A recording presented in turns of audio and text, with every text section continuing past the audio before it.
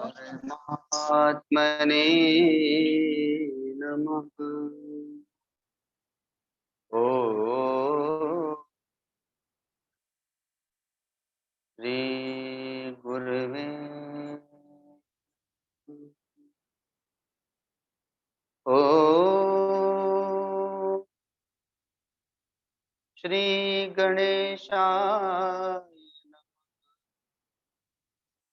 ओ नमो भगवते वासुदेवाय। गुरुर्ब्रह्मा गुरुर्विष्णु गुरुर्देवो महेश्वर गुरुर्साक्षात् परं ब्रह्म तस्मै श्री गुरवे अखण्डमण्डलाकारं व्याप्तं येन चराचरं तत्पदं दर्शितं येन तस्मै श्री गुरवे ध्यानमूलं गुरुर्मूर्ति पूजामूलं गुरुर्पदम् मन्त्रमूलं गुरुर्वाक्यम् मोक्षमूलं गुरुकृपा मोक्षमूलं गुरुकृपा। सब लोग मिलके भजन गाएंगे।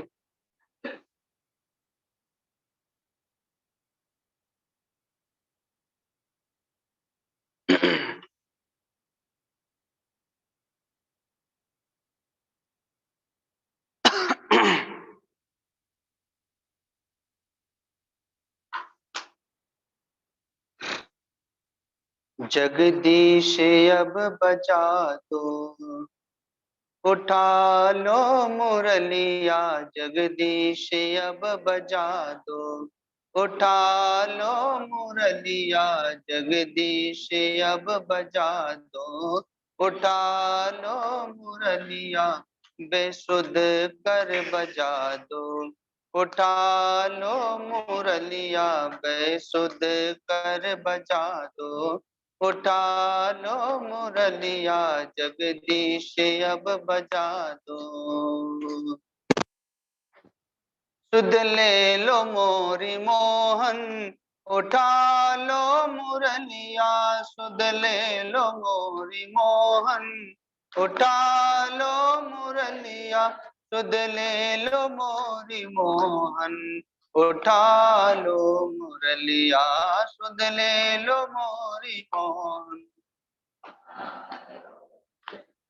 मन बुद्धि को सजा दो उठा लो मुरलिया मन बुद्धि को सजा दो उठा लो मुरलिया जगदीश अब बजा दो उठा लो मुरलिया जगदीश अब बजा दो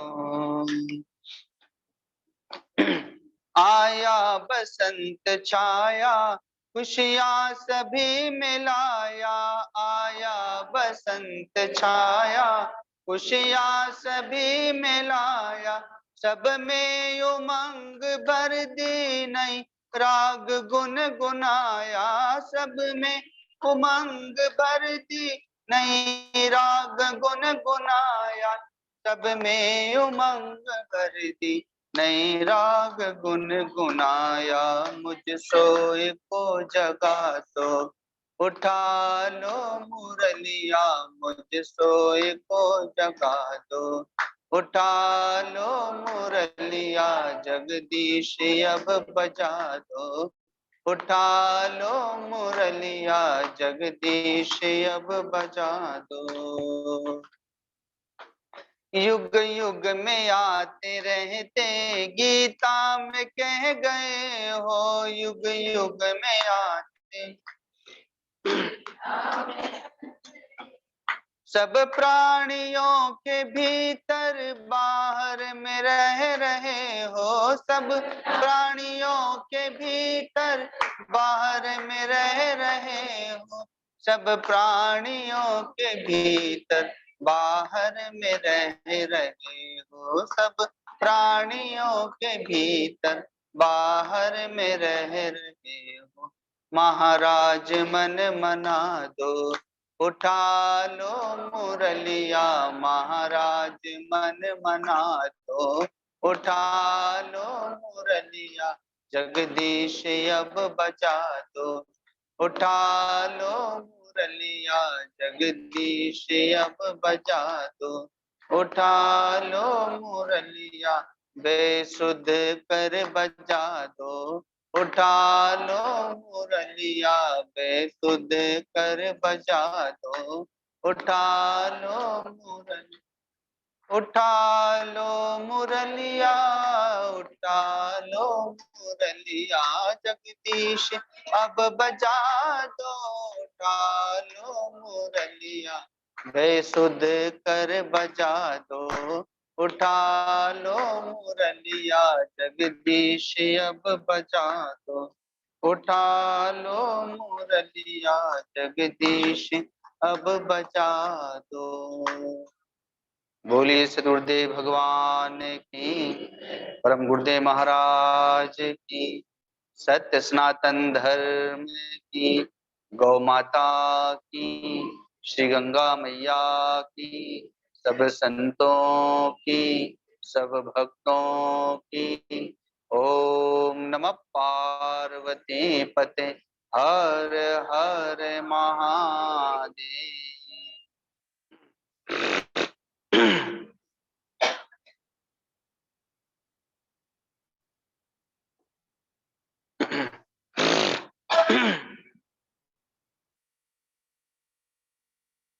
भारतवर्ष में भगवान के लिए जीवन जीने वाले भी बहुत लोग।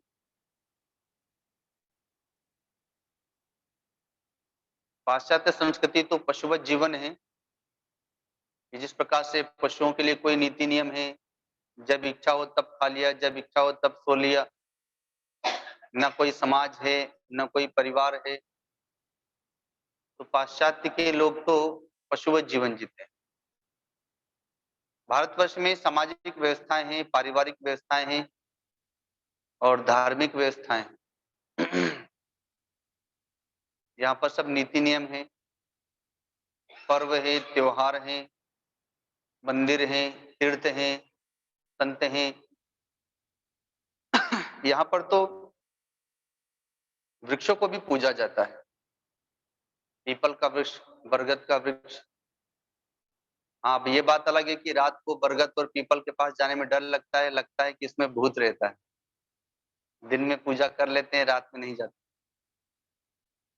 यहाँ पर तो नदियों को भी पूजा जाता है, गंगा जी, सरस्वती जी, यमुना जी, नर्मदा जी आदि। समुद्र की भी उपासना की जाती है, गौ माता की भी उपासना की जाती है। यहाँ तक कि कुत्ते को भी काल भैरव का रूप माना है। नाग पंचमी पर नाग देवता को भी दूध चढ़ाया जाता है।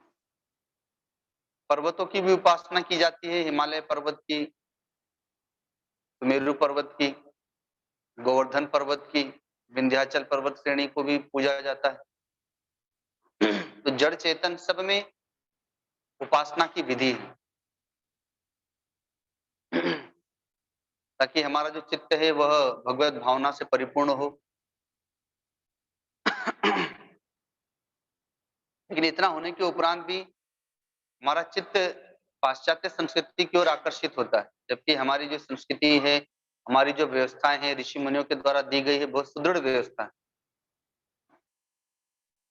और ऐसी व्यवस्था है कि हम अगर उसमें व्यवस्थित होकर के रहें तो हम जहां हैं वहीं पर हमें परमात्मा की प्राप्ति होगी। ऐसा हमारा स्वधर्म निर्धारित किया गया कि हम जहां हैं वहीं पर अपने कर्तव्य कर्म को करते हुए परमात्मा को प्राप्त कर सकते हैं। करते कर्म करो विधि नाना, मन राखो जहाँ कृपा निधाना। शरीर से सेवा हो, मन से प्रभु का स्मरण हो, तो परमात्मा की प्राप्ति हो जाए। जैसा कि आज सुबह में भी बताया कि आप जो भी कर रहे हैं, उसको यज्ञ समझ लें, तप समझ लें, उसी को अपना भजन समझ लें। एक सुबह में जो झाड़ू लगाने के लिए आती हैं, शौचालय की सफाई करने के लिए आती है, उसको मेहतरानी कहते हैं। मेहतर, मेहतरानी। तो वह अपनी सखियों के साथ में एक नगर से दूसरे नगर जा रही थी। तो रास्ते में एक पगडंडी से होकर के गुजरना था। गांव के किनारे पतला रास्ता था। तो वहां पर संत रहते थे कुटिया में। उनके 2 शिष्य रहते थे साथ में। संत बहुत वृद्ध हो गए थे और उनका स्वास्थ्य भी ठीक नहीं था, वो बिस्तर पर ही थे। तो जब वो अपनी सखियों के साथ में जा रही थी तो उसकी दृष्टि पड़ी कि देखो, दो सुबह-सुबह में जो ठंडी के दिनों में धूप अच्छी लगती है, तो धूप में उन्हें लेटाया गया था, बाहर में तख्त डाल करके, और वो शिष्य उनको स्नान करा रहे थे। ताकि धूप में ही, ठंडी के दिनों में तो धूप में ही स्नान होगा, शरीर ठीक नहीं है, और स्नान करा के उनको धूप में बिठा देंगे तो थोड़ा ठीक रहेगा, ऐसा विचार करके। और वो इतने असमर्थ हो गए थे, अर्थात शरीर इतना कमजोर हो गया था, वृद्ध हो गया था, दुर्बल हो गया था कि वो शिष्य ही उनको उठा करके शौचालय के लिए लेकर के जाते थे, उनके वस्त्र धोते थे, उनको स्नान कराते थे, उनको दलिया, खिचड़ी जो भी अनुकूल पड़ता बना के खिला रहे थे। तो उन्होंने वो देखा तो उनके मन में विचार आया कि मैं भगवान को हमेशा कोसती रहती हूँ कि भगवान ने मुझे किस जाति में जन्म दे दिया और अब मुझे यही कर्म करना होता है, सबकी गंदगी की सफाई करना, गाँव में जाकर के झाड़ू लगाना। तो भगवान ने मुझे किस जाति में जन्म दे दिया, अब सारा जीवन यही कर्म करना। तो मैं हमेशा भगवान को कोसती रहती थी। लेकिन देखो, ये शिष्य उसी कार्य को कर रहे हैं, लेकिन ये इन्हें सद्गुरु समझते हैं, भगवान समझते हैं, और इनके लेटरिन बाथरूम की सफाई करना, इनके वस्त्र धोना, इनके लिए प्रसाद बनाना, कुटिया की साफ सफाई करना, झाड़ू आदि लगाना, तो ये भगवत भावना से कर रहे हैं, तो इसी से इनका कल्याण हो जाए। तो इसलिए अब वह भगवान से प्रार्थना करती है कि हे प्रभु, मैंने आज तक आपको जो भी भला बुरा कहा, मेरे अपराध को क्षमा करना। आपने तो मुझे जगत की माँ बनाया है। जिस प्रकार से माँ अपने 2 बच्चे, 4 बच्चे रहते हैं तो भी उन सबकी सेवा करती है। अगर वह बालक छोटा है तो माँ की गोद में ही यदि मलमूत्र कर दिया तो भी वो घृणा नहीं करती, बल्कि उसको पुनः साफ करके और उसको स्नान करा करके स्वयं भी उसका श्रृंगार कर देती है और स्वयं भी वस्त्र बदल देती है। उससे घृणा नहीं होती। तो वैसे ही आपने मुझे जगत की माँ बनाया है। ये सारे जगत आपको मैं वात्सल्यता पूर्ण दृष्टि से देखूं। और उसने अपने भाव को परिवर्तित किया। कर्म तो वही रहा, लेकिन उसका अंतःकरण पवित्र हो गया, शुद्ध हो गया। तो कर्म का त्याग नहीं करना है, भावना का त्याग करना है। और उस कर्म को भी, कर्म में भी जो, अगर हमारे पास में रजोगुणी कर्म है, अशुद्ध कर्म है, तो धीरे धीरे धीरे सात्विक कर्म जुड़ते चले जाएंगे। जो कर्म नहीं करना चाहिए वो अपने आप छूटते चले जाएंगे। तो जो भगवान के लिए जीवन जीना चाहते हैं, जो भगवान को प्राप्त करना चाहते हैं, उन्हीं के लिए बात की जा रही है। क्योंकि आज भी भगवान के लिए जीवन जीने वाले बहुत लोग, माँ सुनीति घर में रहती हैं लेकिन भगवान के लिए जीवन जीती हैं, इसलिए अपने पुत्र को, भक्त ध्रुव को भक्त बनाती है, विषय नहीं बनाती, भगवान को प्राप्त करने की प्रेरणा देती है। एक तरफ दुर्योधन को शिक्षा दी जाती है, ये राज्य अपना है, तो किसी प्रकार से छीनना है, और एक भक्त ध्रुव है जिनको शिक्षा दी जा रही है कि अरे इस राज्य को तो कल के दिन तुम्हारे दादा बैठे थे, आज तुम्हारे पिता बैठे हैं, कल के दिन तुम या तुम्हारे भाई बैठेंगे, तो राज्य वही रहेगा लेकिन व्यक्ति बदल जाएगा। तो बैठना है तो उस अक्षय गोद में बैठो, परमात्मा की गोद में, जहां से कोई उतार ना सके। और तुम भी अक्षय हो जाओगे। 5 वर्ष के बालक ध्रुव को वन जाने की शिक्षा देती है। जो स्वयं भगवान के लिए जीती है वही अपने पुत्र को भगवान के लिए जीने की शिक्षा देगी। जो स्वयं विषय के लिए जिएगी तो वो अपने पुत्र को फिर वैसी शिक्षा कैसे दे पाएंगे। वो स्वयं तपस्या करती है, तो इसलिए भक्त ध्रुव को 5 वर्ष की अवस्था में ही वन में भेज देते।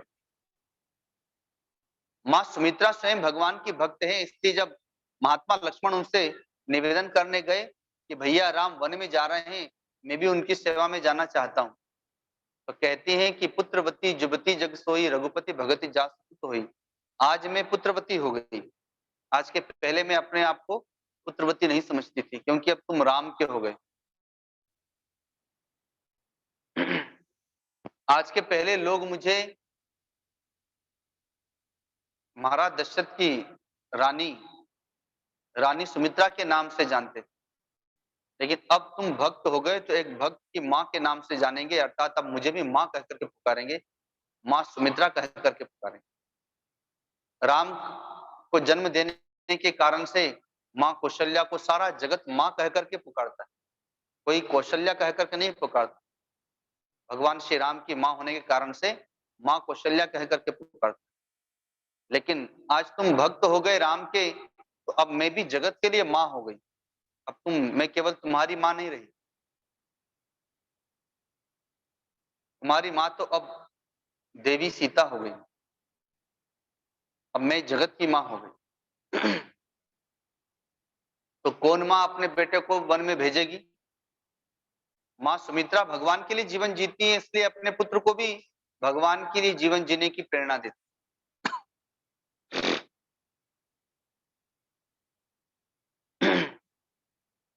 अब सब लोगों को महात्मा लोग अच्छे लगते हैं, संत लोग अच्छे लगते हैं, पर अपना बेटा जब संत बने तब पता चलेगा कि कितना पुत्र से मोह है।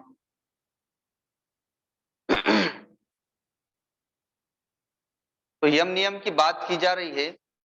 भगवान के लिए जीवन जीने के कुछ सूत्र हैं, उन सूत्रों को जीवन में धारण करने का प्रयत्न करें, तो एक भक्त का जो आचार विचार व्यवहार होता है वो हमारे पास में प्रकट होने लगेगा। क्योंकि आचार विचार व्यवहार से ही पहचान होती है कि आप कौन हैं, आपका स्वरूप क्या है, व्यवहार से ही पता चल जाता है। अब कोई साधु का भेद धारण कर ले और व्यवहार साधु करना हो तो आपको पहचान में आ जाएगा कि लगता है अभी नए नए बने हैं, और या तो फिर अभी साधुता नहीं आई। वैसे ही गृहस्थ आश्रम की साधुता, गृहस्थ आश्रम में भक्त का आचार विचार व्यवहार। भक्त विभीषण, हनुमान जी जब लंका में गए तो क्या देखते हैं? राम नाम अंकित गृह शोभा बरनी न जाई।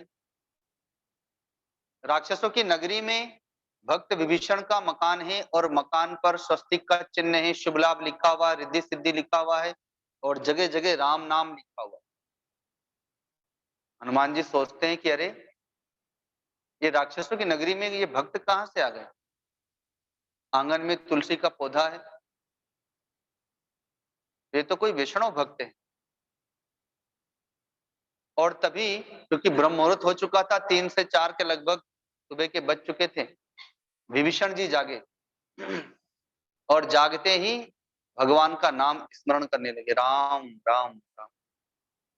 हनुमान जी ने कहा अरे ये तो लगता है पक्के भगवान के भक्त हैं।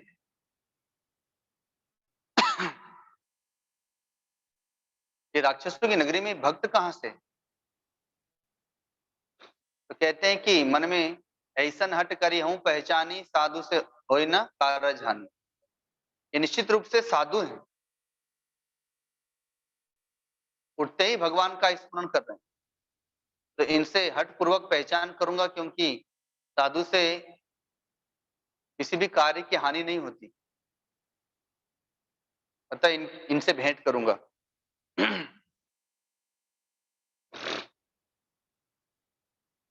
जो भक्त होते हैं वो ब्रह्म मुहूर्त में ही जागते हैं, क्योंकि भगवान का भजन करना है तो ब्रह्म मुहूर्त में जागना ही होगा।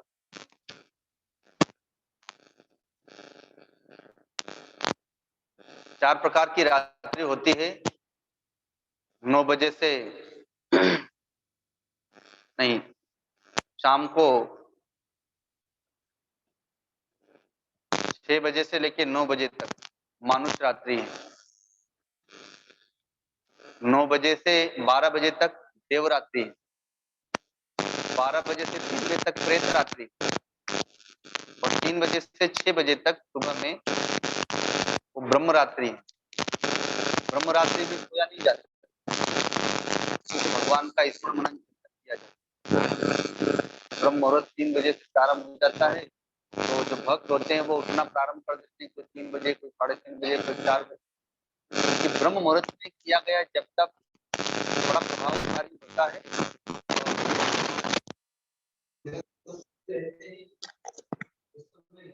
आपको याद करने वाले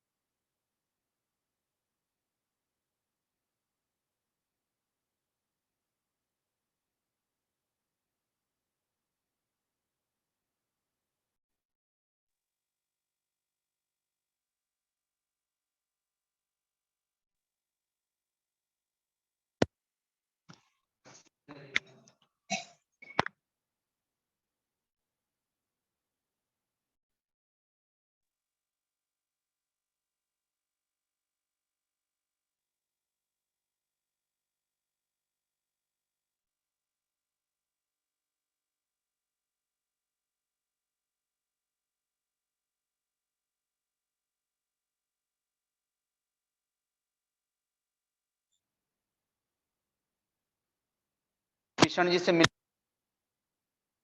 हुई माता से ये भगवान, तो इसलिए वो कहते हैं कि अब मोहि भा भरोसा हनुमंता, बिनु हरि कृपा मिले ही नहीं सकता। घर बैठे भक्त मिल गए, घर बैठे संत मिल गए, तो भगवान की कृपा है तभी तो।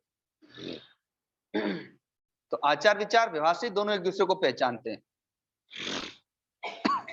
तो वह आचार विचार व्यवहार कैसे बने, तो उन्हीं सूत्रों को दिया जा रहा है। केवल आप सुबह बैठ करके माला फेर लें, पाठ कर लें, आरती कर लें और दिन भर आपका आचार विचार व्यवहार भक्त का न हो, तो फिर आप भक्त नहीं कहलाएंगे। बल्कि सुबह में जो आपने शक्ति अर्जित की है वो दिन भर के व्यवहार में सब चली जाएगी। इसलिए व्यवहार भी ऐसा हो कि आपका प्रत्येक कर्म ही भजन बन जाए, भक्त का आचार विचार व्यवहार। तो उसी के लिए सूत्र बताए जा रहे हैं, अहिंसा, सत्य, अस्तेय, ब्रह्मचर्य और अपरिग्रह। मन क्रम वचन से किसी को सताना नहीं, न वाणी से, न शरीर से, और मन से भी किसी के प्रति दुर्भावना नहीं। ये अहिंसा व्रत है और वो प्रारंभ अपने घर से ही होता है। पहले हमें अपने घर पर ही अहिंसक होना है। और ऐसा ही सत्य है, हमें अपने घर से ही सत्य वचन को धारण करना है। हम असत्यवादी हो गए हैं, परमात्मा परम सत्य है, परम सत्य परमात्मा को प्राप्त करने के लिए हमें पहले सत्य को धारण करना पड़ेगा और कम से कम पहले घर पर ही सत्यवादी हो जाएं।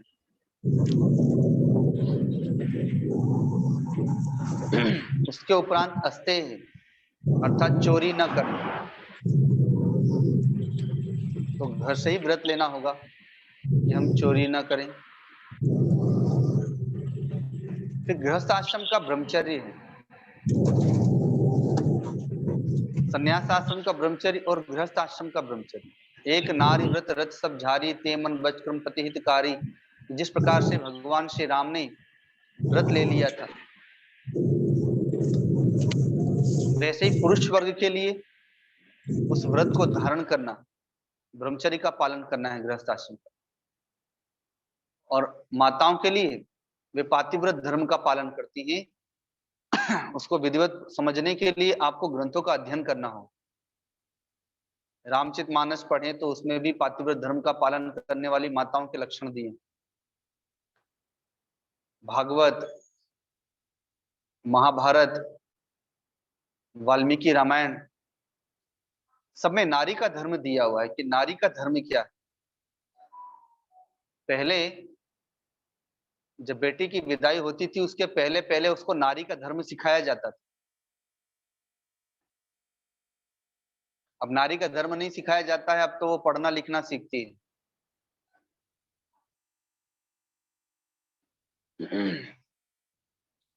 कुछ समय पहले एक भक्त परिवार सासाराम में मिलने के लिए आए। वहां कथा चल रही थी, इसलिए समय का अभाव था, तो वो लोग प्रणाम करके और चले गए, बात नहीं हो पाई। कुछ दिनों के उपरांत संयोग से उनके नगर में ही जाना हुआ, तो वहां पर उन लोगों से भेंट हुई। तो मैंने उनसे पूछा कि आप वहां पर आए थे तो किस कारण से आना हुआ था, क्योंकि आप लोग लगता है कि सासाराम में कुछ काम से आए थे। आप लोगों को पता चला कि हम लोग की कथा चल रही है तो आप लोग आए, पर बैठने का आप लोगों के पास समय नहीं था, तो आप कुछ काम से आए होंगे। तो कहा गुरुजी मैं अपनी बेटी के लिए रिश्ता देखने के लिए गया था वहां। तो मैंने बोला फिर क्या हुआ? बोले रिश्ता तो बहुत बढ़िया था बेटा, जो जिसको देखने गया था लड़का सुंदर था और अच्छा काम धंधा सर्विस आदि जो भी था उसका वो सब बढ़िया था। लेकिन समस्या एक ही थी कि वो संयुक्त परिवार था और घर में 3 सास थी। अब संयुक्त परिवार 3 भाइयों का परिवार है तो घर में 3 सास है, तो मेरी बेटी तो एक सास भी नहीं संभाल पाएगी, 3 सास कहाँ से संभालेगी? इसलिए फिर मैंने बात आगे बढ़ाई नहीं। अब बताइए, ये हमारी सोच हो गई है। हमने अपने बच्चों को कैसा तैयार किया वो स्वयं देख लीजिए।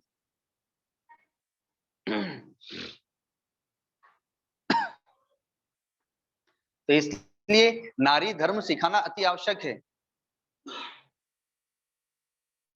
नारी धर्म के अंतर्गत आता है, जब बेटी की विदाई होती तो उसे बताया जाता है कि बेटी आज से तुम्हारे माता पिता हम नहीं है, तुम्हारे माता पिता अब सास ससुर को ही अपना माता पिता समझना। सुख में दुख में अब वही तुम्हारे काम आएंगे और उन्हीं की हर प्रकार से सेवा करना। यहाँ पर जो तुम्हारे भाई बांधव हैं, अब ये तुम्हारे भाई बांधव नहीं, बल्कि अब वहां के जो भाई बांधव तुम्हारे पति के हैं वही तुम्हारे अपने भाई बांधव हैं। पति तुम्हारे लिए तुम्हारा देवता है, पति तुम्हारी गति है। अतः सुख में दुख में उनका साथ देना, उनकी हर प्रकार से सेवा करना। तो वो ऐसा समझ करके जाती है और वहीं पर अपना जीवन व्यतीत करती है। लेकिन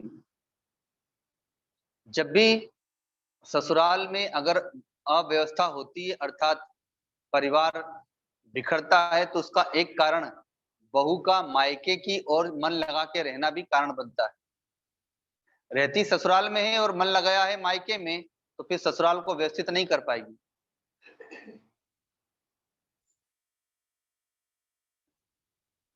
तो इसलिए नारी धर्म को समझना पढ़ना आवश्यक है। और ये कभी भी आपको टीवी में नहीं दिखाया जाएगा। जितना समय आप टीवी मोबाइल में देते हैं तो उसमें कभी भी धर्म की बात नहीं सिखाई जाएगी। इसलिए बाल्यावस्था में जब भगवत प्रेरणा से भीतर से भक्ति जागी, तो सबसे पहले मैंने टीवी अखबार देखना पढ़ना ही बंद किया। किसी ने बताया नहीं मुझे। एक दिन मेरे मन में अपने आप ही विचार आया, जबकि मैं उसमें अगर देखता भी था तो रामायण महाभारत, फिर उसके उपरांत श्री कृष्ण सीरियल आया, फिर मीराबाई का सीरियल आता था, फिर उसमें भक्त ध्रुव के विषय में भी आया।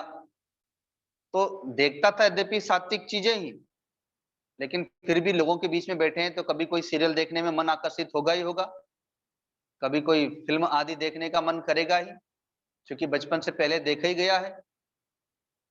और ऐसे ही खेल देखने का मन करेगा उसमें, क्रिकेट फुटबॉल आदि जितने भी हैं। तो इसलिए सोचा कि ये तो बहुत समय की बर्बादी, इसलिए सबसे पहले टीवी देखना और अखबार पढ़ना।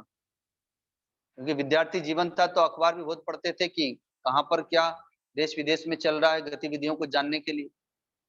तो देखा कि इसमें अपना समय बर्बाद होता है, और संयोग से उसी समय फिर गीता रामायण मिला, तो गीता रामायण पढ़ने लगा कि उससे अच्छा है कि भगवान की चर्चा पढ़ें। भगवती मीरा कहती हैं कि मैं तो अब संतों के संग राचूंगी और गीता भागवत बाचूंगी, अर्थात संतों के संग सत्संग करूंगी, भजन करूंगी और गीता भागवत का अध्ययन करूंगी। तो धर्म की शिक्षा तो धर्म ग्रंथों से ही मिलेगी।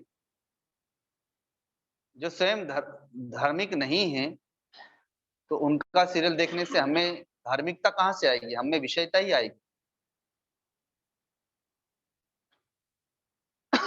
लज्जा, शील, संकोच ये स्त्री का आभूषण है और वो आभूषण अब जा रहा है सबके पास से। उसका कारण यही है, टीवी, मोबाइल, अखबार आदि। क्योंकि जैसा चरित्र हम देखेंगे, सुनेंगे, पढ़ेंगे, हम वैसा ही बनेंगे। तो ब्रह्मचर्य का एक यह भी नियम है, चाहे पुरुष वर्ग हो चाहे स्त्री वर्ग हो, आप क्या देख रहे हैं, आप किसे देख रहे हैं। नेत्रों से भी ब्रह्मचर्य का पालन होता है। कानों से भी आप क्या सुन रहे हैं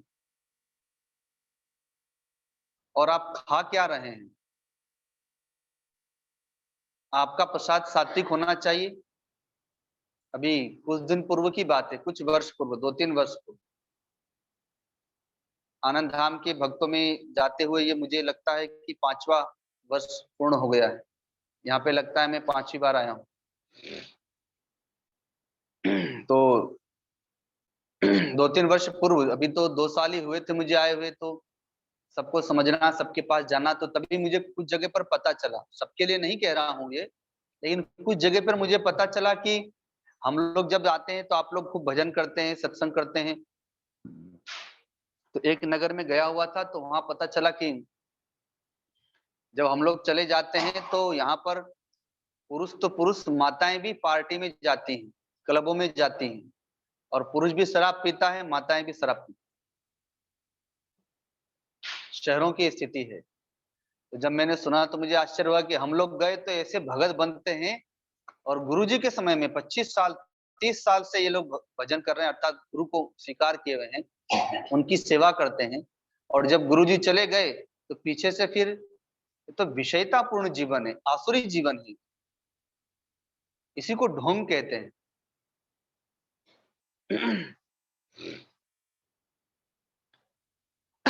तो इसलिए इन सब बातों पर भी विचार करना चाहिए। आगे आता है अपरिग्रह, अर्थात संग्रह न करना। तो गृहस्थ आश्रम में तो संग्रह करना धर्म है, लेकिन विषय के लिए संग्रह नहीं करना है, धर्म के लिए संग्रह करना है। भगवान श्री राम का विवाह हुआ, विश्वामित्र जी की कृपा से, वशिष्ठ जी की कृपा से चारों भाइयों का विवाह हुआ। राजा दशरथ ने दोनों गुरुजनों की पूजा की। आज आपकी कृपा से राजा जनक जैसे मुझे समधी मिले, और सीता, उर्मिला, मांडवी, शुद्धकीर्ति जैसी पुत्र वधुएं मिली। विश्वामित्र जी रोज चलना चाहते हैं, उनको रोक लेते हैं, अभी कुछ दिन और रह जाइए, कुछ दिन और रह जाइए। तो विश्वामित्र जी ने फिर वशिष्ठ जी को समझाया कि भाई हमारे आश्रम पर भी हमें जाना है, सब वहां पर व्यवस्था बिखर जाएगी। बहुत दिन हो गए, आप राजन को समझाइए। वशिष्ठ जी ने समझाया, तब राजा दशरथ ने कहा कि ठीक है। तो विश्वामित्र जी की विदाई हो रही है, तो विदाई के समय में राजा दशरथ, उनकी तीनों रानियां, चारों बेटे, चारों बहुएं, सबके सब विश्वामित्र जी के चरणों में प्रणाम करते हैं। और राजा दशरथ कहते हैं कि मैं सेवक परिवार समेता नाथ न सकुचब आयसु देता। कहते हैं कि हे महाराज, ये राज्य की चाबी आपके चरणों में समर्पित है, ये राज्य, ये परिवार, सब कुछ आपका है, हम तो आपके सेवक हैं, आप आज्ञा प्रदान करें, हमें सेवा प्रदान करें, हम क्या करें, आप क्या सेवा करें। तो गृहस्थ का के पास में जो भी संपत्ति है परमात्मा की, वो परमात्मा की सेवा के लिए वो सबकी सदगुरु की संपत्ति समझता है, राजा जनक के समान। तो जब इस प्रकार से मानेगा तभी संपत्ति का वो सदुपयोग कर पाएगा धर्म में, और यदि अपना मानेगा तो वो संपत्ति उसे विषयता की ओर लेकर के जाएगी, उसे कृपण बना देगी कि जो जो संपत्ति बढ़ते जाएगी त्यों तो वो कृपण होता जाएगा, जो होता जाएगा। उदार जाचक धीरा, मानस में आया है कि जिस प्रकार से फल वाले वृक्ष फल से लद जाते हैं तो डालियां झुक जाती हैं, वैसे जो भक्त होते हैं उनके पास जब संपत्ति आती तो वो और भी विनम्र होते जाते हैं और उनके दरवाजे पर यात्रियों की भीड़ पड़ती है और वो सबको संतुष्ट करते हैं। तो वैसे ही अर्थात महात्मा कल के लिए संग्रह नहीं करता, क्योंकि उसके लिए भगवान भजन का संग्रह करता है, तपस्या का संग्रह करता है, जप का संग्रह करता है। तो वहां पर सदगृहस्थ के लिए संग्रह का विधान है। मैं जिस आश्रम से आया हूं, भागीरथी धाम आश्रम नाम है उसका। आनंद धाम आश्रम में आने से पूर्व भागीरथी धाम आश्रम में रहता था। गंगा जी के इस पार आनंद धाम में, उस पार भागीरथी धाम आश्रम। तो जैसे गृहस्थ आश्रम में आजीविका का साधन होता है, कोई दुकान करता है अर्थात व्यापार करता है जिससे कि उसका परिवार की आजीविका चल सके, कोई सर्विस करता है तो व्यापारी वृत्ति कहते हैं, नौकरी वृत्ति कहते हैं, कोई किसान है तो उसको कृषि वृत्ति कहते हैं। लेकिन साधु के पास अलग वृत्ति होती है, वो खेती नहीं करता, वो व्यापार नहीं करता, नौकरी नहीं करता, तो वो कैसे यापन करता है? तो उसकी वृत्ति होती भिक्षा वृत्ति, जिसको मधुकरी कहते हैं। वो गृहस्थों के दरवाजे जाकर के भिक्षा लेता है, क्योंकि संसार में सबसे निकृष्ट कर्म है भिक्षाटन करना। भिखारी जो होता है वो भीख मांगता है लोगों से। तो सबसे कठिन काम है वो मांगना लोगों से, लेकिन वो दीनहीन होकर के मांगता है, उसके मन में हीन भावना है। लेकिन साधु वो सबको परमात्मा का घर समझता है, वो परमात्मा का भजन करता है, इसलिए वो गृहस्थ के दरवाजे जाकर के भिक्षाटन करता है, उसको मधुकरी कहते हैं। भौरा पक्षी फूलों पर जाकर के पराग चुनता है, वैसे ही वो गृहस्थ के दरवाजे जाकर के भिक्षाटन करता है। तो सबसे ज्यादा अहंकार पर चोट पड़ती है जब आप भिक्षा मांगते हैं। तो अपने अहंकार को नष्ट करने के लिए वो भिक्षावृत्ति को स्वीकार कर, या तो भिक्षावृत्ति और नहीं तो एक श्वान वृत्ति होती है। दरवाजे पर श्वान मतलब कुत्ता, दरवाजे पर आकर के बैठ जाता है कुत्ता, आधा घंटा एक घंटा बैठा रहेगा कि अब देंगे अब देंगे। कहीं से लाठी मिलती है तो कहीं से उसे आधी रोटी मिल जाती है, उसी को उठा के चला जाएगा, खा लेगा, संतुष्ट हो जाएगा। कुछ महात्मा ऐसे भी होते हैं दरवाजे पर चुपचाप जाके बैठ जाएंगे, श्वान वृत्ति कहते हैं उसको। किसी ने जो दे दिया लिए और चल दिए। एक होती है अजगर वृत्ति, अजगर के समान जहां है वहीं रहेंगे, उनके मुख में कोई डालेगा तभी खाएंगे। ऐसे महात्मा अब कम रह गए हैं। और एक होती खग वृत्ति, जिस प्रकार से पक्षी दाना चुन करके खाते हैं, ऐसे कुछ महात्मा ऐसे भी होते हैं कि जब किसान खेती से अपना फसल लेके चला जाता है तो भी वहां पर बहुत से दाने गिरे रहते हैं, तो वो जा करके या बाजार में मंडी में जहां अनाज मंडी होती है बहुत से दाने गिरे रहते हैं, वो जाके उनको चुन लेंगे और अपना बाद में एक तरफ जाकर के प्रसाद उसी को पालेंगे और दाना ही खाएंगे केवल। उसको खग वृत्ति कहते हैं।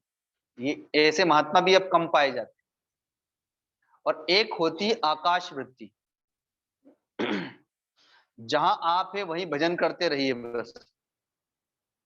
भगवान की प्रेरणा से कोई भक्त या कोई भी व्यक्ति वहां पर पहुंचेगा, आपके भोजन का प्रबंध करेगा। एक दिन में करे, 10 दिन में करे, जैसा भी करे, आप उसके लिए प्रयत्न मत कीजिए, अपने आप पास आएगा। उसको आपको स्वीकार करना है, लेकिन उसमें भी 3 विभाग होगा। हो सकता है वो आपको तामसी भोजन लाके दे दे, आप उसे स्वीकार मत करिए। हो सकता है आपको राजसी भोजन लाके दे दे, पूरी कचौड़ी तला-तुला लाके दे दे, तो आपकी साधना के योग्य नहीं है। उसमें से आपको सात्विक प्रसाद को ही ग्रहण करना है, उसको कहते हैं आकाश वृत्ति। तो मैं जिस आश्रम से आया हूँ, वहाँ पर आकाश वृत्ति का पालन किया जाता है, अर्थात कभी किसी से कुछ माँगा नहीं जाता। अपने से जो आ जाता है, उसी से ही हम लोग अपनी साधना करते हैं। तो आनंद धाम आश्रम में आकर के भी मैंने उसी आकाश वृत्ति को ही लागू किया। क्योंकि जब मैं आया था तो आश्रम का कुछ भाग कॉमर्शियल हो गया था। और साधु कभी भी कमा करके नहीं खाता, फिर भगवान पे भरोसे ही कैसा हो? अरे माँ के गर्भ में भगवान ने हमें भोजन दिया है और जन्मते ही माँ के स्तन में दूध दे दिया, तो वो तो भगवान के लिए ही, भगवान के भरोसे ही घर छोड़ा है। तो उसका उद्धार, उसका साधन भजन तभी होगा जब वो इन वृत्तियों में से किसी एक वृत्ति को स्वीकार करके भजन करेगा। तो वो कल के लिए संग्रह ना करे, उसका संग्रह भगवान का भजन ही संग्रह है उसका। वो तपस्या और साधनाओं की संग्रह है, गृहस्थ उसके लिए संग्रह करेगा। पास संग्रह होना चाहिए। राजा जनक के पास, महाराज दशरथ के पास में संग्रह है, और वो जाकर के सेवा करते हैं, संतों की आश्रमों में जाकर के, गौशालाओं में जाकर के गायों की सेवा करते हैं, मंदिरों में, धर्मशालाओं में सेवा करते हैं, अनाथालय में जाकर के सेवा करते हैं। जिसके पास जैसी सामर्थ्य होती है वो अपनी सेवा करते हैं। साधु के गले में गुरुदेव कहते हैं कि अगर सोने की चेन आ गई, घड़ी आ गई, तो इसका मतलब है कि उससे परमात्मा रूठ गया, क्योंकि उसके पास विषय आ गया। और गृहस्थ के गले से जंजीर चली जाए, हाथ की घड़ी चली जाए, तो इसका मतलब है उससे परमात्मा रूठ गया, क्योंकि ये तो उसकी शोभा है, उसके पास होना चाहिए। तो साईं इतना दीजिए जामे कुटुंब समाए, मैं भी भूखा ना रहूं, साधु ना भूखा जाए। गृहस्थ के पास में धर्म के लिए संग्रह करना ही उसका अपरिग्रह है, और साधु के पास में कल के लिए बचा करके न रखना, वही उसका अपरिग्रह व्रत है।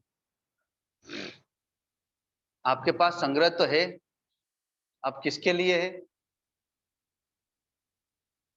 भगवान का होने के लिए आपको अपरिग्रह का व्रत लेना पड़ेगा।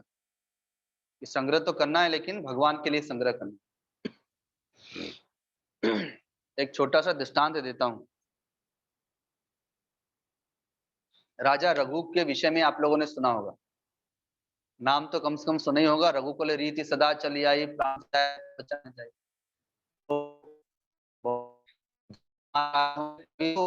उनका नाम याद किया जाता है, पर क्यों याद किया जाता है? तो उनका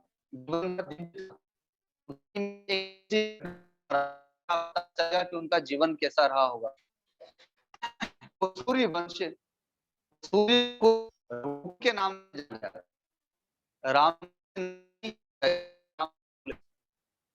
राम राज्य की बात आती अवश्य है, लेकिन रघुकुल नाम से जाना। एक कुछ नाम के ब्रह्मचारी पढ़ने जाया करते थे। जब गुरुकुल की पढ़ाई पूरी हो जाती थी तो गुरुजी को गुरु दक्षिणा दे करके, और तब फिर शिष्यगण अपने अपने घरों में जाते थे। तो कौत्स नामक ब्रह्मचारी ने देखा, वो ब्राह्मण थे, कि सारे के सारे शिष्यगणों की पढ़ाई पूरी हो गई, अब मेरी पढ़ाई पूरी हो गई, तो सारे लोग गुरुजी को गुरु दक्षिणा दे रहे हैं। क्षत्रिय लोग के पास में संपत्ति विशेष है, वैश्यों के पास में भी संपत्ति विशेष है, तो वो लोग तो बहुत कुछ दान दे रहे हैं। ब्राह्मणों के पास में कम है तो वो कम दान दे रहे हैं। तो उसके मन में था कि मैं गुरुजी को भी संतुष्ट करके जाऊं, लेकिन गरीब ब्राह्मण हूं, मैं क्या करूं? लेकिन मन मान भी नहीं रहा था कि गुरुजी ने जो मुझे विद्या दी, इसके बदले क्या दे करके जाऊं। तो जब सारे शिष्य चले गए तो वो गुरुजी के चरण पकड़ लिए, कहा गुरु मैं भी आपको गुरु दक्षिणा देना चाहता हूं। गुरुजी ने कहा कि अरे तुम तो ब्राह्मण हो और तुमने विद्या अध्ययन कर लिया, अब यही तुम्हारी गुरु दक्षिणा है कि जा करके जगत में इस विद्या का प्रचार करना, क्योंकि ब्राह्मण का धर्म यही होता है, विद्या का दान करना। कर्म कांड के माध्यम से पूजा पाठ करना और कराना, अच्छी बातें सीखना और सिखाना, तो यही तुम्हारी गुरु दक्षिणा होगी। कहा नहीं गुरुदेव मुझे संतुष्टि नहीं हो रही। आप मुझसे मांगिए, मैं अपने से नहीं दूंगा, आप जो मांगेंगे वही आपको। गुरुजी ने एक बार समझाया, 2 बार समझाया, 3 बार समझाया, पर वो हठ करने लगा, नहीं आप जो कहेंगे वही दूंगा, आप मुझसे मांगिए। तो गुरुजी ने कहा कि नहीं मानते हो तो जाओ 16,000 स्वर्ण मुद्राएं लेकर के आओ, यही तुम्हारी गुरु दक्षिणा। ब्राह्मण कहाँ से लेकर आए? तो पहले धर्मात्मा राजा हुआ करते थे, जो बड़े दानदाता होते, के दरवाजे पर ब्राह्मण, संत, भिखारी जो जाता था उन्हें वो दान देते थे। आज भी ऐसे बहुत लोग हैं जहां पर लोग दान आदि करते हैं। जो जितनी बड़ी बड़ी धार्मिक संस्थाएं चल रही हैं, गौशालाएं चल रही हैं, ये सब ऐसे ही चल रही हैं, उन्हीं दानदाताओं के द्वारा ही। तो कोर्स ब्रह्मचारी ने देखा कि इस समय भारतवर्ष में कौन दानदाता है, राजा। सोचा कि बहुत सारे राजाओं के पास क्या जाना, एक ही राजा के पास चलते हैं और इतनी स्वर्ण मुद्राएं ले लेते हैं। तो उस समय राजा रघु बड़े प्रतापी, बड़े दानवीर, धर्मात्मा राजा थे, तो वो उनके पास ही चल दिए। जैसे पहले महाराज बलि बड़े दानदाता थे, तो भगवान वामन पहुंचे थे उनके पास, तो वैसे ही वे कोर्स नामक ब्रह्मचारी राजा रघु के पास चल दिए। राजा रघु ने राष्ट्रीय यज्ञ किया था। अश्वमेध यज्ञ होता है और भी कई प्रकार के यज्ञ उस समय राजा लोग करते थे, और एक राष्ट्रीय यज्ञ होता था। उस यज्ञ को वही राजा कर सकता था जो सारे विश्व को जीत सके, इसलिए उसको विश्वजीत यज्ञ भी कहते थे। और वो सम्राट बन जाएगा, फिर पूरे विश्व का सम्राट होगा वो केवल राजा ही नहीं होगा। तो लेकिन उसमें एक नियम है, आपको पहले पूरे विश्व को जीतना पड़ेगा।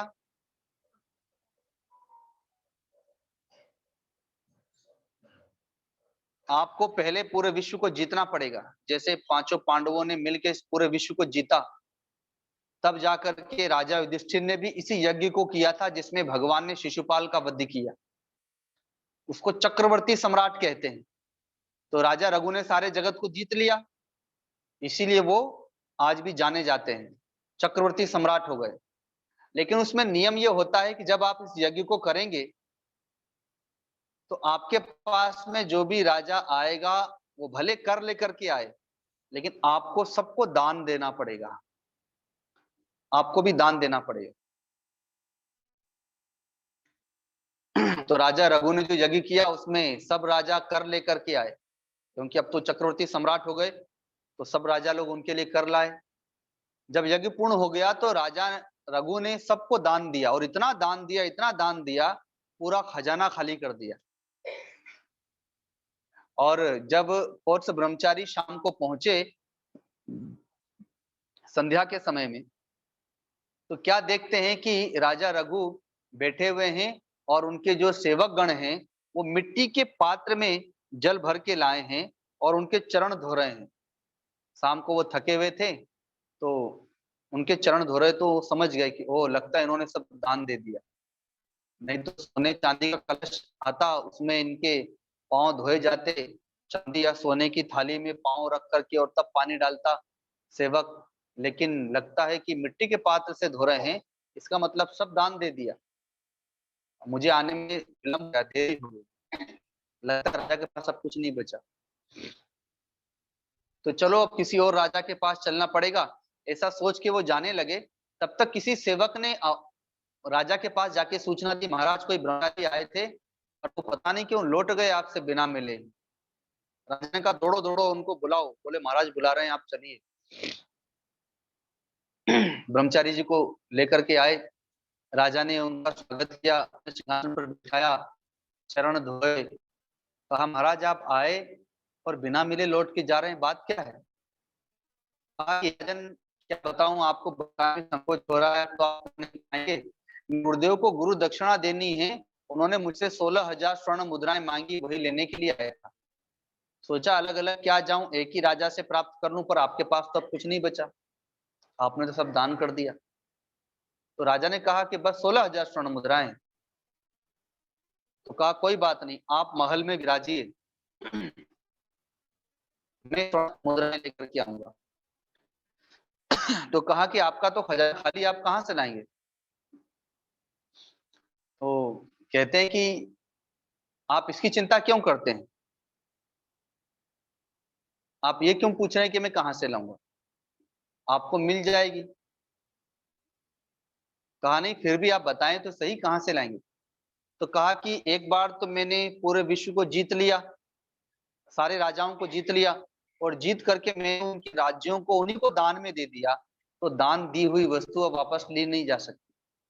इसलिए अब मैं राजाओं से तो कुछ मांग नहीं सकता या उन पर आक्रमण नहीं कर सकता दोबारा। तो अब मैं देवताओं पर आक्रमण करूंगा और देवताओं का खजाना लूट के लाऊंगा। कुबेर के पास में खजाना है ना। और उसी समय उन्होंने बिगुल बजवाया और सारी सेना को लेकर के चल दिए। जब चलने लगे तो आकाश मार्ग से रास्ते में देवराज इंद्र प्रकट हो गए। कहा कि हे राजन, कहाँ जा रहे हैं? कहा कि देवताओं पर आक्रमण करने के लिए, कुबेर पर आक्रमण करने के लिए जा रहा हूँ, उनका खजाना लूटना। तो देवराज इंद्र ने कहा कि कुबेर की ओर से तो मैं भी युद्ध लड़ने आऊंगा, अग्नि, वरुण, कुबेर, यम, ये सब युद्ध लड़ने आएंगे। कहा कोई बात नहीं, ब्रह्मा विष्णु महेश भी आएंगे तो भी युद्ध लड़ूंगा। देवराज इंद्र ने कहा कि बचपन में एक बार मैंने तुम्हें युद्ध में पराजित किया था, अपने इस वज्र से प्रहार करके तुम्हें मूर्छित कर दिया था। जब तुम्हारे पिता यज्ञ घोड़े को चुरा के ले जा रहा था, तो तुम उस यज्ञ घोड़े की रक्षा में आए, हमारा युद्ध हुआ और तुम मूर्छित हो गए थे, याद है तुम्हें? तो कहा कि हाँ हे देवराज, याद है, लेकिन उस समय मैं केवल पितृ भक्त था, इसलिए पराजित हो गया। आज मैं मातृ पितृ भक्त हूँ, मैं प्रजा भक्त हूँ, राजा बन गया हूँ, मैं अपनी प्रजा की सेवा करता हूँ। मैं संत भक्त हूँ, मैं गो भक्त हूँ, और मैं भगवान का भी भक्त हूँ। तो इस समय आज मेरे पास में इतना आशीर्वाद है, इतनी शक्तियां हैं कि आप क्या, ब्रह्मा विष्णु महेश भी आ जाएंगे तो मैं युद्ध में पराजित नहीं होऊंगा, मुझे विश्वास है। पर कदाचित यदि मैं वीर गति को प्राप्त हो गया तो अपने आप को सौभाग्यशाली समझूंगा कि एक ब्रह्मचारी की सेवा में, एक ब्राह्मण की सेवा में ये शरीर चला गया। ये तो नश्वर शरीर है, आज नहीं तो कल जाना ही है, पर उनकी सेवा में जाएगा। तो देवराज इंद्र प्रसन्न हो गए। उसी समय कुबेर भी वहां प्रकट हो गए। कहा कि हम तो परीक्षा ले रहे थे आप, लेकिन आप सफल हो गए, जाइए, आपके महल में सोने चांदी की वर्षा हो रही है। सिपाही आया घोड़े पर, बड़ी तीव्रता से, महाराज महाराज आश्चर्य हो रहा है, आकाश से सोना चांदी बरस रहा है आपके महल में, खजाना भर गया है। इधर तो मुझे पता नहीं है, लेकिन कहीं कहीं पर दशहरे के दिन वो एक पत्ती बांटी जाती है, उसको देव वृक्ष कहते हैं। हम लोग तो उसे स्वर्ण वृक्ष कहते थे। और दशहरे के दिन रावण का दहन होता था, फिर वो पत्ती को पेड़ से लूट के लाते थे, तोड़ के लाते थे, और घर घर में जा करके उस पत्ती को बांटते थे, बड़े बूढ़ों को प्रणाम करते थे, आशीर्वाद लेते थे, जो समानांतर उनको गले लगते थे। वो परंपरा उसी समय से आ रही है। वो स्वर्ण पत्ती पेड़ पे चढ़ के गिराना, वो संकेत होता था कि उस दिन राजा रघु के राज्य में सोने चांदी की वर्षा हुई, खजाना भर गया।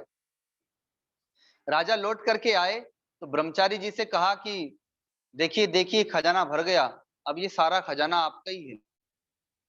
ब्रह्मचारी ने कहा कि मुझे तो अपने गुरु जी को 16,000 स्वर्ण मुद्राएं देना है, आप इसमें से 16,000 स्वर्ण मुद्राएं दे दीजिए, तो मैं अपने गुरु जी को दक्षिणा देके मुक्त हो जाऊंगा।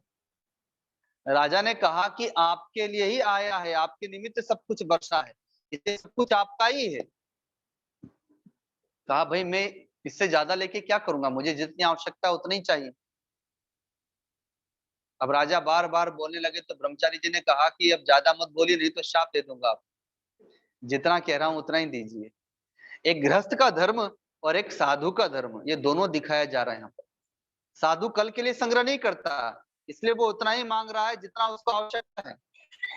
और गृहस्थ संग्रह करता है, लेकिन किसके लिए करता है? तो धर्म के लिए करता है, इसलिए कह रहा है कि सब कुछ आपका ही है। वो उस संपत्ति में आसक्त नहीं है, संग्रह है उसके पास, लेकिन धर्म के लिए है। इसलिए धर्म से अर्थ होता है, धर्म अर्थ काम मोक्ष, ये 4 पुरुषार्थ हैं, जहां धर्म होगा वहां अर्थ होगा। तो ब्रह्मचारी ने 16,000 स्वर्ण मुद्राएं दी, अपने गुरु जी को दक्षिणा दी और फिर उनसे आशीर्वाद हो गए। और राजा रघु को वरदान देके गए वो कि आपके कुल में स्वयं भगवान प्रकट होंगे आप लोगों का उद्धार करने के लिए। और भगवान श्री राम आए उनके कुल में। ये संतों का, ब्रह्मचारियों का आशीर्वाद ही था उनके कुल में। तो गृहस्थ के लिए अपरिग्रह यही है कि वो संग्रह करे, लेकिन अपने स्वार्थ के लिए संग्रह न करे, परमार्थ के लिए, धर्म के लिए संग्रह करे, तब वो अपरिग्रह व्रत कहलाएगा। तो अहिंसा, सत्य, अस्तेय, ब्रह्मचर्य और अपरिग्रह, ये 5 यम हैं।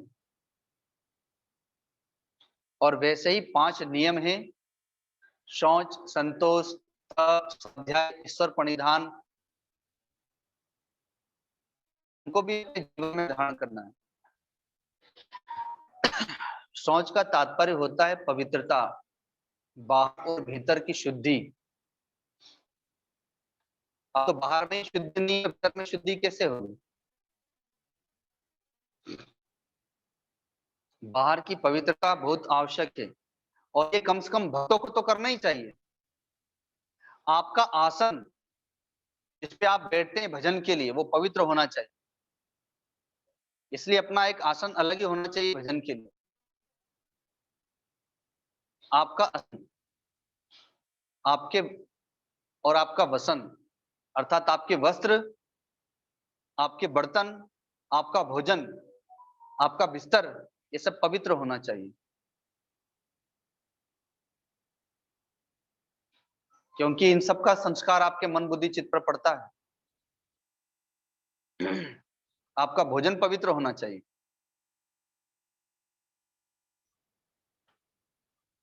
ऐसे बाल्यावस्था में ही भगवत प्रेरणा हुई थी मेरे मन में, तो मैंने बाल्यावस्था में ही होटल का खाना पीना छोड़ दिया था। पर जब मैं संन्यास लिया, गुरुदेव के पास में आया, तब मुझे पता चला कि साधु को बाहर का नहीं खाना चाहिए। तो मैंने क्यों छोड़ दिया था बाल्यावस्था में ही? मैंने देखा कि जो हलवाई की दुकान थी, मिठाई की दुकान, तो मीठा बहुत प्रिय था, तो मैं रोज मिठाई खाने जाता था। कई प्रकार की मिठाइयाँ होती, तो जब जो इच्छा होती थी तो खाने चला जाता था विद्यार्थी जीवन में। पर एक दिन मैंने देखा कि अब चूंकि एक ही दुकान पे रोज जा रहा हूँ, तो मिठाइयाँ दे रही है, उसके जो खाना होता है कांच का जिसमें वो मिठाई रखता है, तो पता चल ही जाता है कि इसकी ये इतनी मिठाई है, इसके पास ये बची है, वो बची है। अगले दिन मैंने क्या देखा, संयोग से वो मिठाई, वो मावा घोंट रहा है, तो जो पुरानी मिठाई बची हुई थी सब उसको डाल दिया उसने, और उसको भी घोंट के वापस ताजा बना करके रख दिया।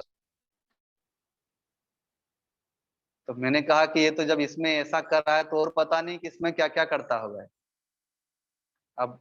और ये कई दिनों तक चलाएगा इसको, इसके बाद कुछ बचेगा तो फिर इसको वापस नए वाले में मिला करके दे देगा।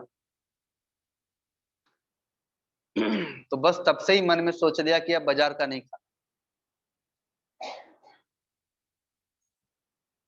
गन्ने का रस वाला या और भी अन्य, हाँ, चाय का भी देखा उसी के पास, वो एक बड़े बर्तन में पानी भर करके रखता है, कांच के गिलास में चाय देता है।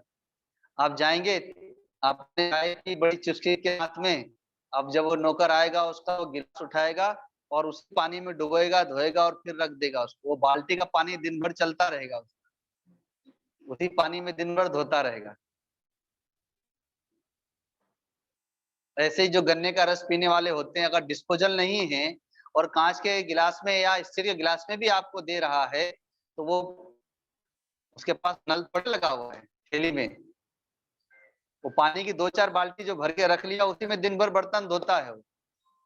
तो आप तो जूठे ही पीते हैं, इनमें तो गन्ने का रस बढ़िया लगता है।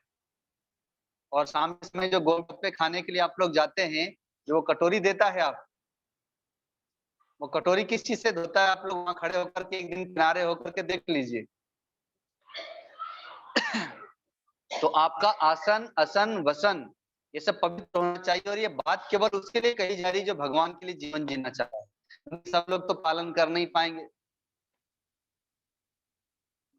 जो भगवान के लिए जीवन जिएगा वही कर पाएगा।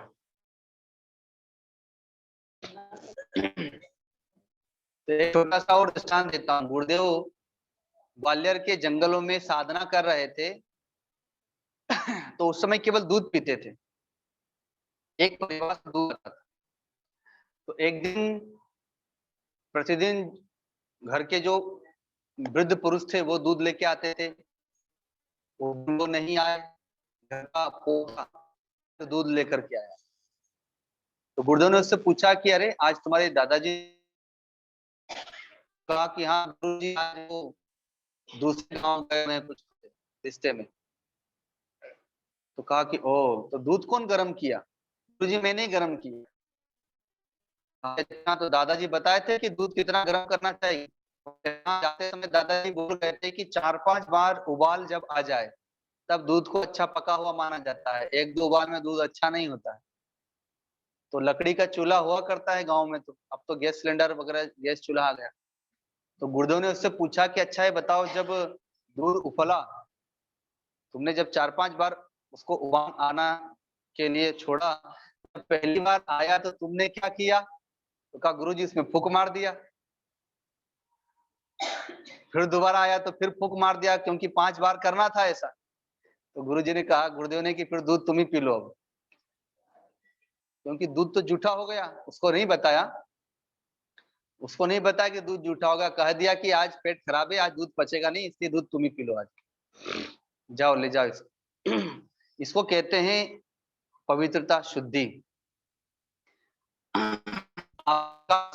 आपका असन, आपका बसन अर्थात आपका भोजन, आपके वस्त्र, आपका वस्त्र, आपके बर्तन, आपका भोजन, ये सब पवित्र होना चाहिए, क्योंकि जैसा खाएंगे अन्न वैसा बनेगा मन। तो इन सब चीजों पर भी ध्यान देना होगा। जब बाहर से आप पवित्रता को स्वीकार करेंगे तभी तो भीतर से आप पवित्र होंगे। मन बुद्धि आदि को पवित्र कैसे कर पाएंगे? बाहर से ही तो प्रारंभ करना पड़ेगा। तो इसी को आगे और विस्तार के साथ में बताया जाएगा। अब समय हो गया एक छोटे से भजन के माध्यम से वाणी को विराम देंगे। सत्संग के बहाने सबकी पोल भी खुल रही है इसमें, कौन कैसे रहता है, क्या खाता पीता है, वो अपने आप सबको पता चल जाएगा।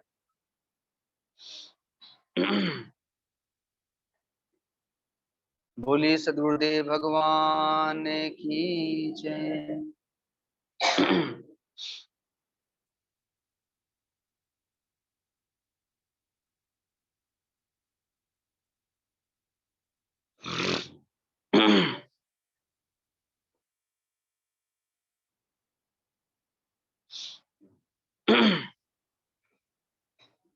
सखी नैनों में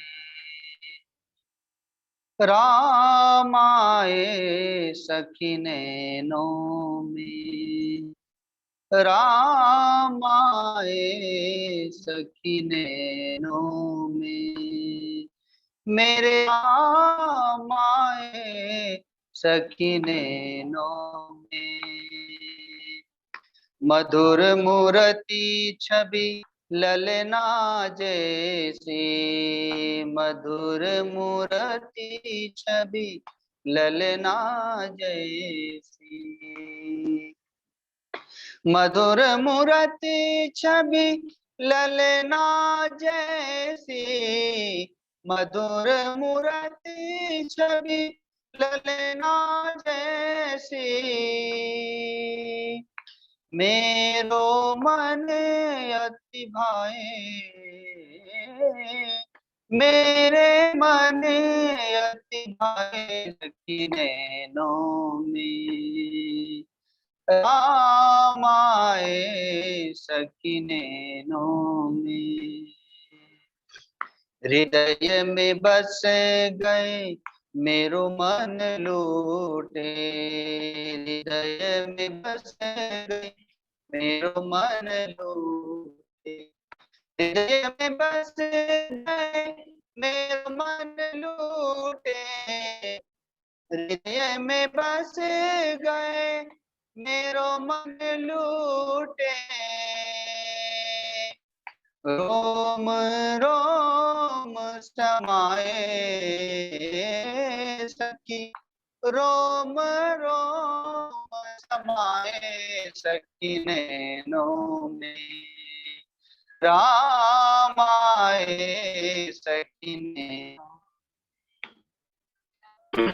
मति भय पागल वाणी न बोले, मति भय पागल वाणी न बोले, मति पागल वाणी न बोले, मति भय पागल वाणी न बोले, ऐसे कैसे मन भाए सखी, ऐसे कैसे मन भाए सखी नैनों में राम आए सखी नैनों।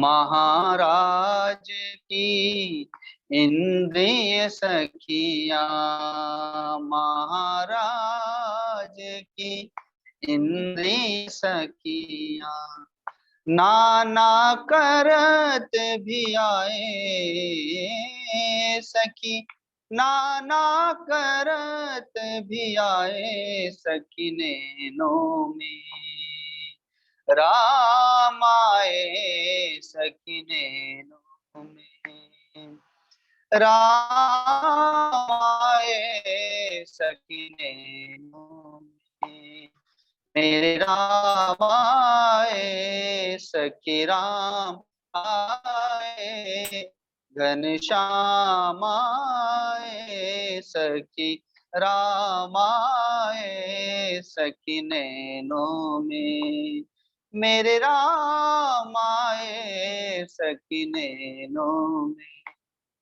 राम आए सखी नैनों में, सखी नैनों में, सखी नैनों में। बोलिए सदगुरुदेव भगवान की, परम गुरुदेव महाराज की, सत्य सनातन धर्म की, गौ माता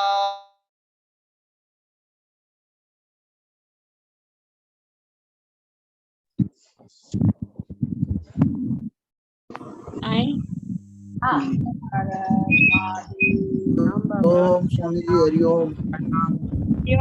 सब मिलकर जयकारा लगाएं, प्रेम से बोले सदगुरुदेव भगवान की जय, गौ माता की जय, गंगा मैया की जय, आज के आनंद की जय। सुबह फिर 9 बजे हम गीता जी के साथ जुड़ेंगे, तब तक के लिए सबको प्रणाम।